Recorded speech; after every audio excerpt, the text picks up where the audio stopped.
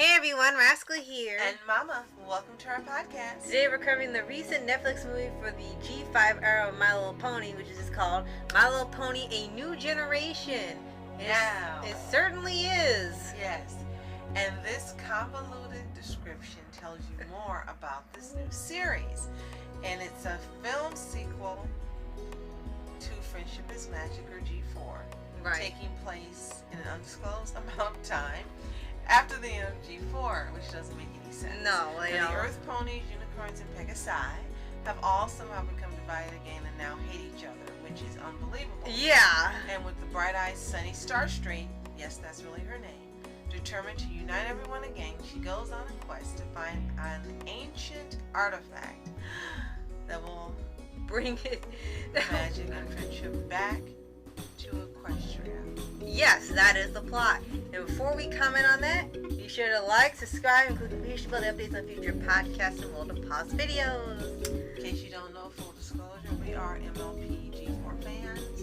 We've seen the series in every movie, in every Equestria. Yes. Now, for this, we know that people were very hesitant on seeing this movie when it was announced. But after it came out, it seems like a lot of people are on board with it now.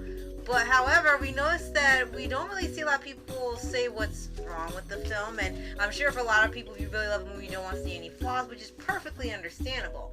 But for us, we notice a lot more flaws than good things for it. Not because we hate the idea of it, we don't mind if they want to do more with My Little Pony and make it a new generation.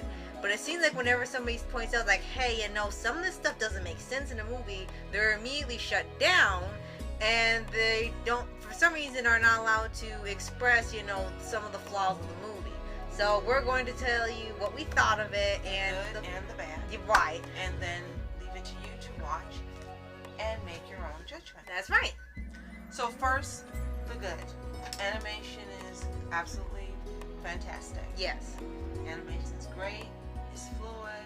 The colors are beautiful. Yes. Vibrant. Yes, and it's still reminiscent of that from G4, just done in CGI format.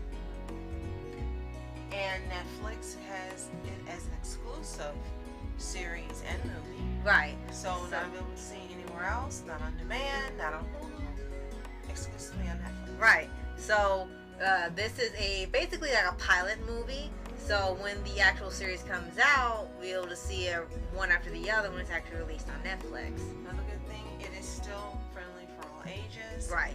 Right now, we've only seen the movie, not the series, of course. We don't know if there's going to be any innuendo or more adult episodes and topics or arcs.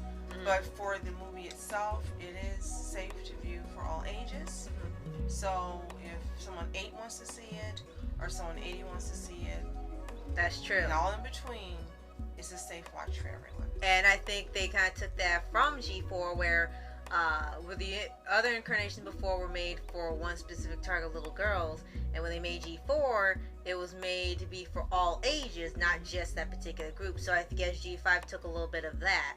It does lean into sort of the girly side, but still, as you said, all ages can watch it, and anyone watch G4 can watch this as well. And the last good thing that I can think of, bronies are still okay. Yes. So you have ponies and bronies both appearing in this movie. Yes. And which I will say is very different. We've never seen like the male ponies play with the other ponies and things, so that is a little different that we didn't see in G4. Yes. So those are the good things that we can find to say about this movie. Now on to the not so great things. And the first thing that really strikes you as why did this happen is the very beginning of the movie focuses on the G4 cast. Yeah. In a very short, I think less than 30-second clip. Yeah, opening. Clip is what you could call it. I wasn't sure what to call it. Opening clip. Yeah, I'd say clip. And you find out that they're all dead and gone. Yeah, that was like a very long time ago, and they're called ancient. Yeah, it was like kind of hits you hard if you knew nothing about the movie. It kind of like, what? Yeah, nobody from the original series in here. There's no cameos. There is no shout outs or anything. The most they have is that they have the toys for the marketing, and then they have the original voice actors do the voices for a little bit, and then for the clip, and then that's it. There is no reference to G4 anymore after that. And the explanation is very vague. They just say, well, a long time ago, all the ponies got along, and now they don't. What happened? Well, that's a great question, and one day you'll find out. And they leave it at that. There is never an explanation given on why the ponies reverted back to being antagonistic towards each other. Nor do they explain what happened to Discord and the Griffins and all the creatures they help become friends with at the end of G4. And this is really something Disney does all the time. I know it's not being labeled as Disney or branded as Disney, but everyone who is voice acting in the lead are Disney associated. Surprisingly. Either by Disney or one of their companies they have acquired. They're all connected with Disney. Yeah, clearly this is somehow connected with Disney, even though they're not admitting it. Yeah. Now that being said, the entire voice cast is Disney, and this is something that they do when they have a brand or company that they acquire. They totally wipe out the previous incarnation, so they want to make it perfectly clear to you that this is not your G4, G3, G2, G1, anything but G5. Right. If you're looking to hear, see anything from the previous incarnation that you know and love, forget it. It's not going to happen. Yeah, there's not going to be a cameo. There's going to be no flashbacks. No. There's not going to be any visiting, no ghostly apparitions. None of this is going to happen. Right. It's over. Right. And it sort of have a retcon where they established for G4, which had a ton of lore and world building. G5 kind of deconstructs it and kind of goes back to square one. And they explain in G4, because it's in the same universe, that when the ponies were fighting and arguing, it was tearing apart the land, and it was so bad the Wendigos were attacking them, and only by working together and through friendship it drove them away. And that's what's been keeping Equestria at peace all this time. But now it's been hundreds of years since G4. The ponies are back to being like this. Possibly thousands, because they don't thousands. tell you the time period. Yeah. They say ancient. Yeah, probably thousands of years, and they're back to doing the same crap before the start of G4, and there's no sign of Wendigos, and you probably think that would be the storyline, like somehow they've fallen back into this and now the land's in trouble again. No, it's like now there's no problem with them disliking each other to this degree, and it's so bad they're willing to make machines, because now ponies have technology. They're willing to make machines to protect themselves. They think unicorns want to stab people, Pegasusi want to eat people. They reign over them with the iron hoof and stuff. It's like a very dictator-like thing that they have going, and it's very unlike My Little Pony. I get they want to modernize it a bit, but this seemed a bit much for My Little Pony, even for that, which had dark elements in it. Very true. If you're looking for cutie marks to distinguish them, don't look for them. They're very tiny. You can barely see them, so that's a thing of the past. Alicorns, they're afraid of them and consider them monsters, and they have horror stories and posters saying they're horrible and you don't want them around, and it's like, really, we're seeing all this. Yeah. They also tend to stay to themselves. They don't make friends with each other. Not really. It's very strange to see this environment that they're currently in for the G5 version. Right. And then you have this new cast. You have, of course, Sunny. You have Hitch, who they claim is one of the first male ponies to be part of the group when the original had it anyway, so it was an odd thing to disclaim. You had Izzy, who's the unicorn. And then you have Zip, and there's one more, the Pegasusi, is a sister. And they also have these little kingdoms, sort of, where the earth ponies just live on basically the ground. The unicorns live in the forest, and then the Pegasusi live in the sky.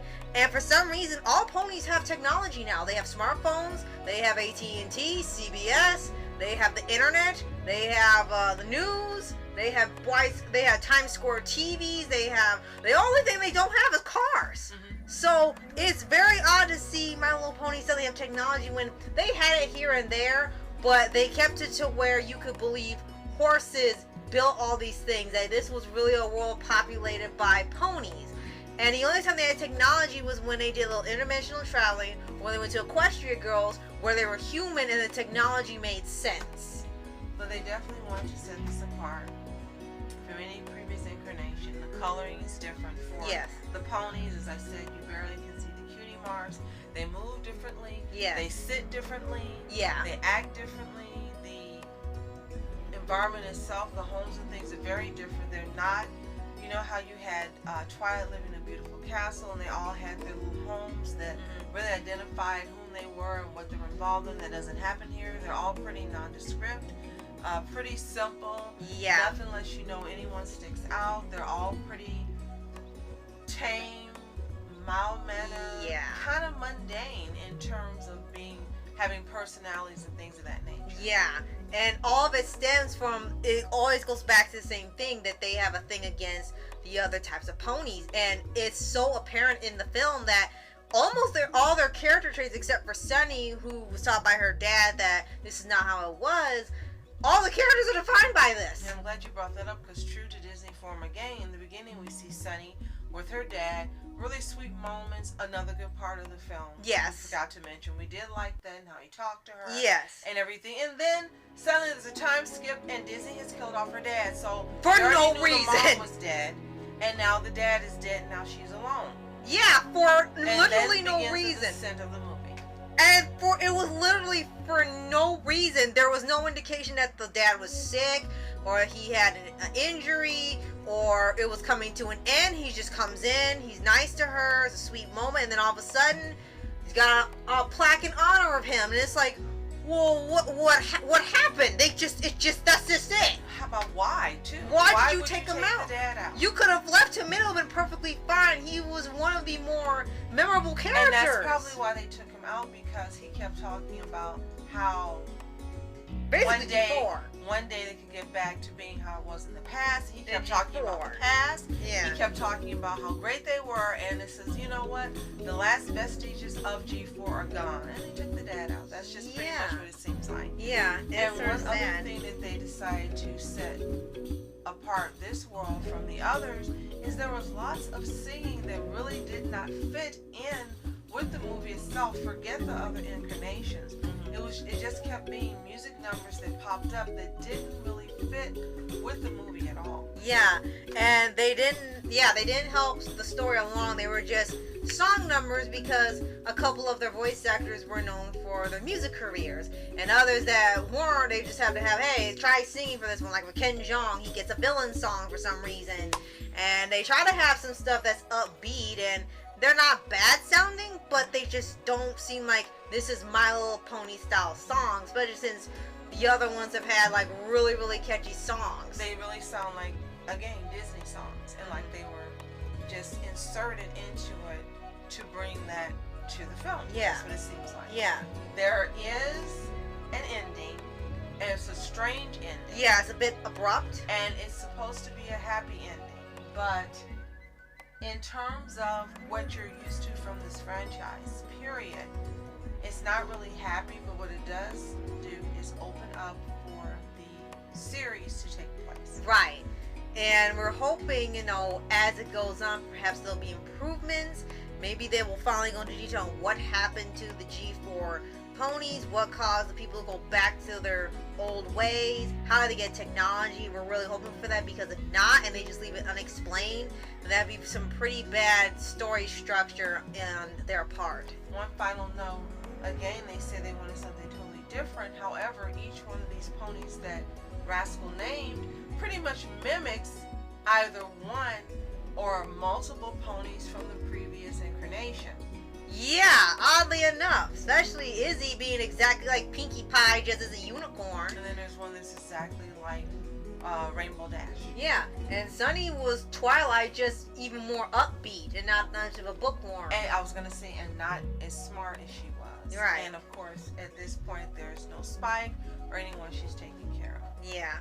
So, what we like to do is ask you, if you haven't watched this G5 movie, watch it and let us know what you think in the comments. Are you happy with the progression?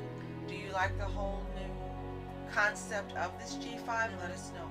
If you have seen it, what do you think?